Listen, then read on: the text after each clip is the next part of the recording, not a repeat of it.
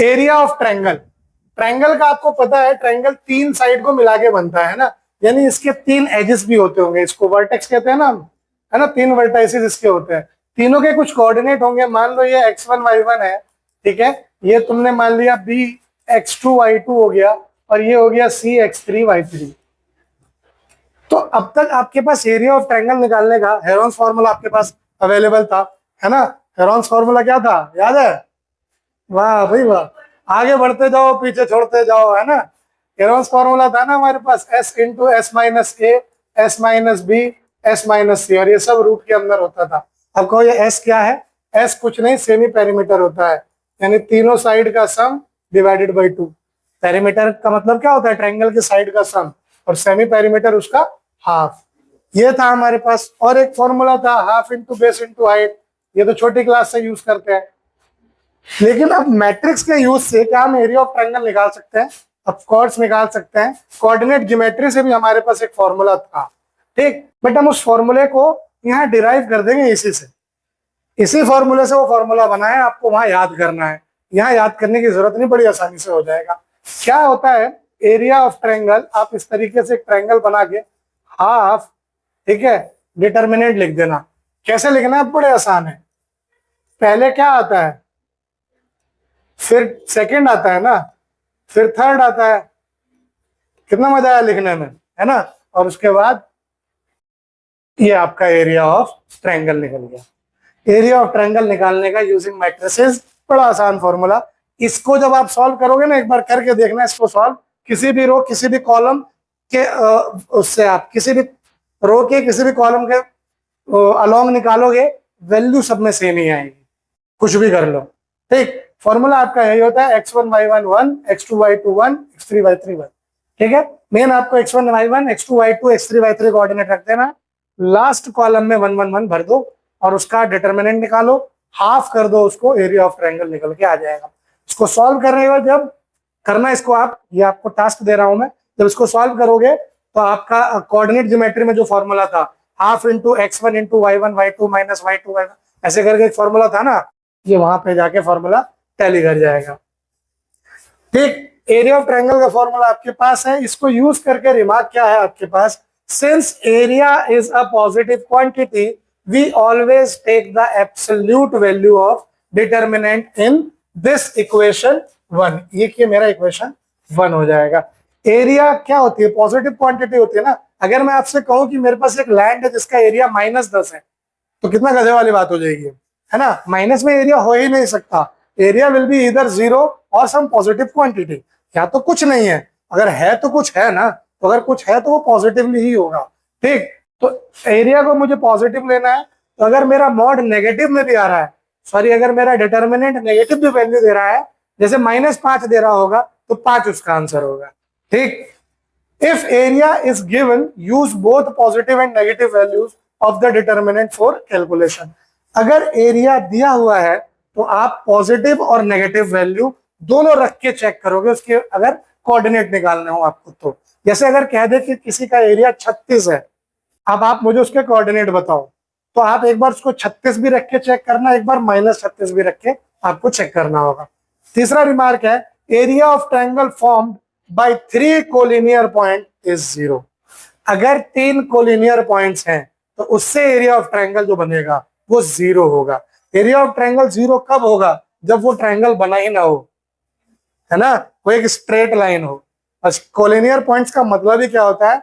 वो पॉइंट जो एक ही लाइन पे एग्जिस्ट करते हैं वो कोलिनियर होते हैं। तो आपसे इसमें हो सकता है ऐसा सवाल बोल दे कोऑर्डिनेट देके कि बताइए कि क्या ये पॉइंट कोलिनियर है कि नहीं, तो उस केस में आप क्या करोगे? एरिया ऑफ ट्रायंगल निकाल लेना, अगर 0 आ गया तो वो कोलिनियर है, ठीक। ये सारी चीजें यूज करके हम एग्जाम्पल और क्वेश्चन सॉल्व करेंगे। इसके पहला एग्जाम्पल है, फाइंड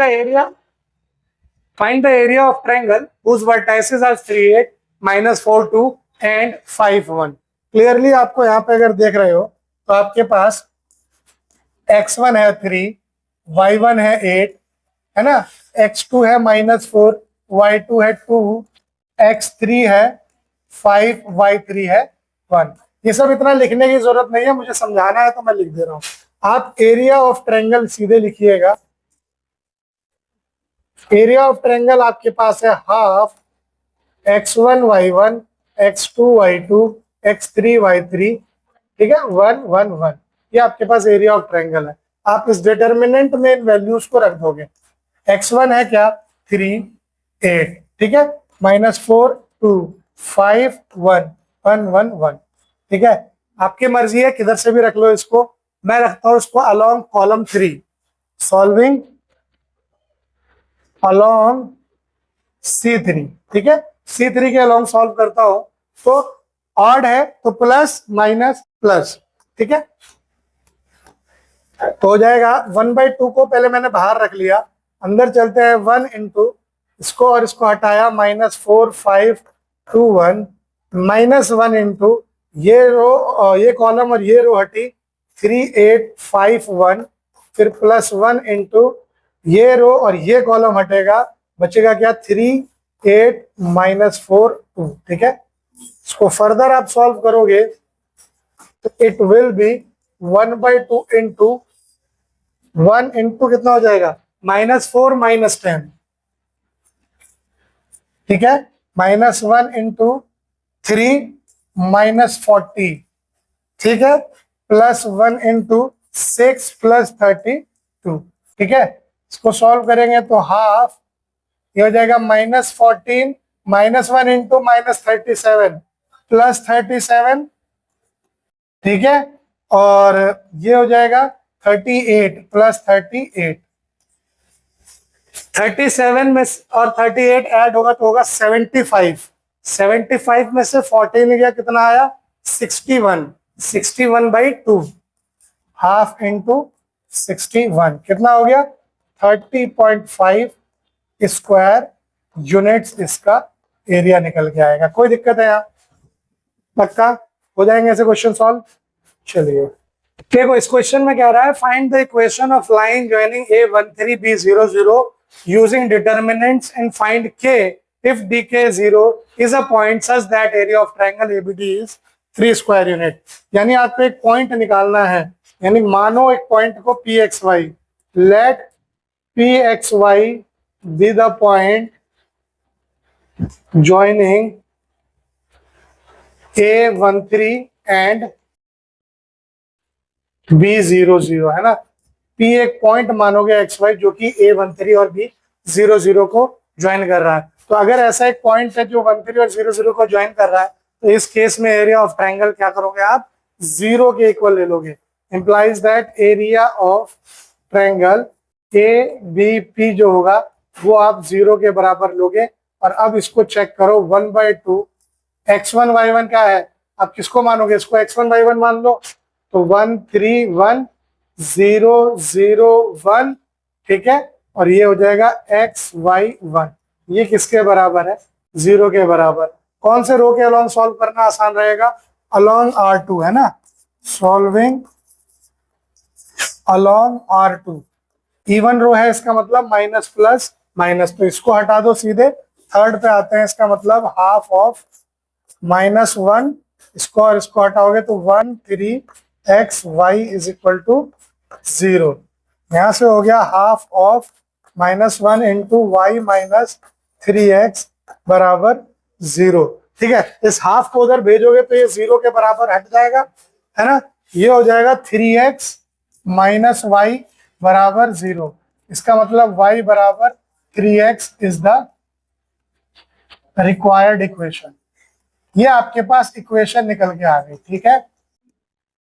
अब वो कह रहा है कि D एक पॉइंट है जिसका कोऑर्डिनेट दिया है K0 such that area of triangle ABD is 3 square units. Now